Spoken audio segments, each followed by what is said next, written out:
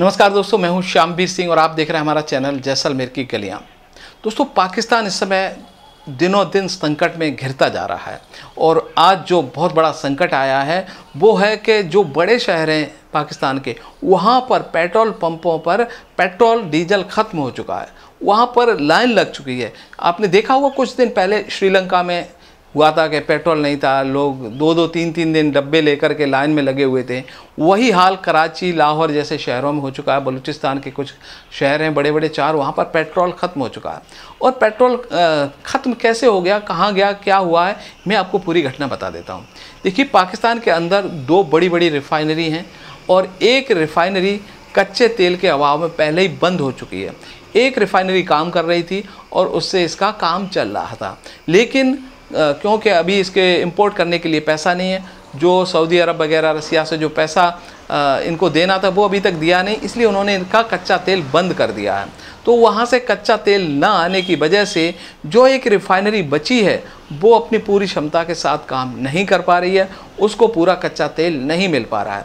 यही कारण है कि सप्लाई पूरी तरह से नहीं हो पा रही है।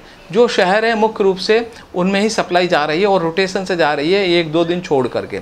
सप्लाई कम होने की वजह से अब वहाँ भीड़ हो गई है। पेट्रोल एक तो महंगा बहुत हो गया है, 329 रुपये लीटर पेट्रोल हो, वो भी मिल नहीं रहा। अब लोग क्या कर रहे हैं कि पाकिस्तान पेट्रोल महंगा भी है और मिल नहीं रहा, इससे क्या वहाँ तस्करी शुरू हो चुकी है। अफ़गानिस्तान के अंदर वहाँ से पेट्रोल आ रहा है, तो अभी 2-3 दिन से आपको पता ही होगा कि जो पाकिस्तान अफ़गानिस्तान का बॉर्डर है वहाँ बहुत तनातनी हो चुकी है।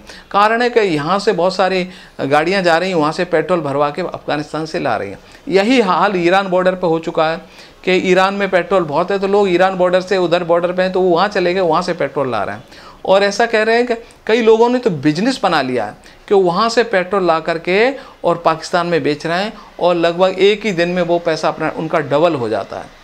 तो इससे पाकिस्तान परेशान हो चुका है कि उनको नुकसान हो रहा है रेवेन्यू का। तो पाकिस्तान में इतनी बुरी खबर है कि एक तो पेट्रोल है नहीं और महंगा है, तो दुनिया मतलब पाकिस्तान के लोग बहुत परेशान हो चुके हैं कि अब जाएं तो जाएं कहाँ, क्या करें। पाकिस्तान ने अमेरिका से गुहार लगाई है कि भाई हमको कुछ पैसा दे दो तो हम कम से कम पेट्रोल और डीजल तो इंपोर्ट कर सकें, क्योंकि रसिया से जो मंगाया था उसका भी पैसा नहीं चुका है, सऊदी अरेबिया का पैसा अटका हुआ है। तो इन्होंने कहा भाई आपको कितना देंगे, आखिर तो हमको बंद करना ही पड़ेगा। हम भी वो भी उनको जो तेल निकालती है कंपनियाँ, उनको वो भी पैसा कहाँ से लाएंगी। तो बिल्कुल पूरी तरह से बंद कर चुका है। तो अब अमेरिका पैसा ऐसा तो देगा नहीं भाई, कैसे देगा, क्योंकि इन्होंने के आधे पाकिस्तान पे तो चाइना को सौंप दिया है। चाहे इनके जो ग्वादर पोर्ट बन रहा है और जो सीपैक बन रहा है, तो काफ़ी ज़मीन उनके पास है। तो अब पाकिस्तान ने अमेरिका को ये ऑफ़र दिया है कि जो इनका नया पोर्ट चाइना ने डेवलप किया है, हम ये आपको दे रहे हैं, आपको दे देंगे वो पूरा एरिया, क्योंकि उसमें पैसा चाइना लगा चुका है। अब जैसे ये अमेरिका को सौंपेंगे तो चाइना गुस्सा हो जाएगा और चाइना इनकी गर्दन कभी पकड़ लेगा, भाई पहले हमें पैसे दे दो तब अपना बेचना। जैसे कि ये समझ लो कि कोई ठेकेदार ने मकान बनाया और पैसे तो उसने दिए नहीं ठेकेदार को, और मकान दूसरे को बेच के अपने पैसे जेब में डाल ले। ऐसा ही कुछ हो रहा है वहाँ पाकिस्तान में। तो पाकिस्तान में देखिए, जो भी सरकारी बिल्डिंगें ये वो बेची जा रही हैं या गिरवी रखी जा रही हैं, रेलवे स्टेशन हो, चाहे बैंकें हों, चाहे जो कुछ है, वहाँ पर सरकार चाह रही है कि जहाँ से पैसा मिले वहाँ से निकाला जाए। PI है पाकिस्तान एयरलाइंस, वो बंद हो चुका है। पहले तो डीजल पेट्रोल के अभाव में कोई इसको पेट्रोल नहीं दे रहा था। मान लो यहाँ से उड़ान भी भर लेना, कहीं भी जाए, इंग्लैंड जाए या मलेशिया जाए, तो वहाँ पर पैसे नहीं है इनको पेट्रोल भरवाने के लिए, क्योंकि उनका किराया बाकी है बहुत सारा जो एयरपोर्ट का, वो भी नहीं भर पा रहे हैं। तो कई बार इनके हवाई जहाज़ कई तो जब्त कर लिए गए, मलेशिया ने कर लिया था। अब पेट्रोल के अभाव में बंद हुआ, अब इनके पार्ट्स नहीं मिल रहे हैं। तो PIA पूरी तरह से पाकिस्तान का बंद हो चुका है और दूसरे देश अपना प्लान कोई भेज नहीं रहा है, यानी उड़ानें पाकिस्तान के लिए बंद हो चुकी हैं। तो पाकिस्तान वाले जो बहुत पैसे वाले थे वो पहले ही निकल चुके, उनको पता था कि थोड़े दिनों में शायद फ़्लाइटें भी बंद हो जाएंगी, तो हम जाएंगे कैसे। अब दिक्कत ये आ गई है कि अभी जो बसें चल रही हैं या ट्रेन चल रही हैं, तो मुझे लग रहा है कि 2-4 दिन में वो भी बंद हो जाएंगी। बड़ा मुश्किल हालात हो रहे हैं पाकिस्तान के अंदर। तो पाकिस्तान के अंदर कभी भी लूटपाट शुरू हो सकती है, गृह युद्ध जैसे हालात बनते जा रहे हैं धीरे धीरे। और जिस तरह से भारत ने श्रीलंका की मदद की थी, अगर कोई देश इस तरह से मदद नहीं की पाकिस्तान की, तो पाकिस्तान अब कुछ ही दिनों का मेहमान रह गया है। अब जो रेवेन्यू आ रहा है वो तो सारा आर्मी ले लेती है खर्चे के लिए। तो क्योंकि आर्मी का शासन है, मैं पहले ही बता चुका हूँ, वो तो पीएम तो नाम मात्र का बन गया है।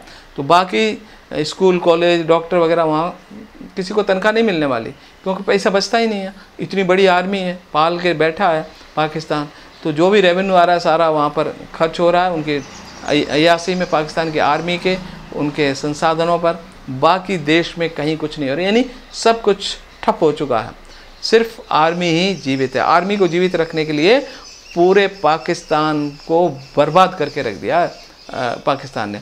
अब यही हाल कनाडा का होने वाला है, क्योंकि ये कश्मीर आतंकवादियों को सपोर्ट किया, फिर खालिस्तानियों को किया, और कनाडा ने भी अब खालिस्तानियों को सपोर्ट करना शुरू किया कि जो अपने घर में सांपों को पालेगा, तो भाई जब उनको खाना पीना नहीं मिलेगा तो जो पालता है उसी को खाना शुरू कर देते हैं, उसका भोजन ग्रहण करना शुरू कर देते हैं, उसके घर में आतंक मचाना शुरू कर देते हैं।